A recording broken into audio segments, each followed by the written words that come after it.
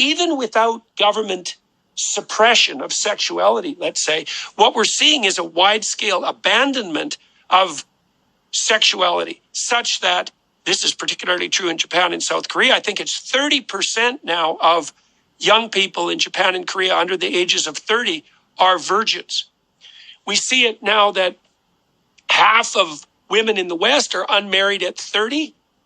Half of them won't have children, and 90% of them will regret it. We see the wide-scale turning to pornography, right? And you could think about that as the ultimate expression of short-term hedonic gratification. But we see the consequence of that, and the consequence of that is inability to perform sexually and the disruption of actual relationships.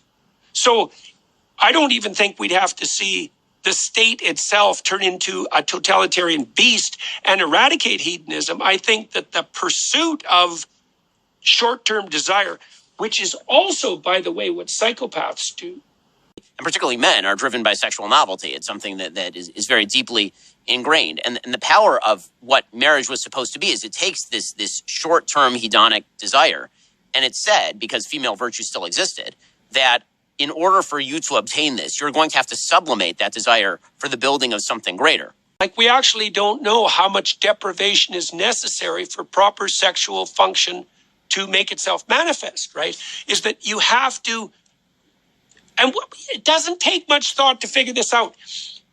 It's a rare person who hasn't primed their appetite with hunger before a Thanksgiving feast, right? You don't want to have a plate of pancakes at 5 o'clock if you're going to have a Thanksgiving feast at 6.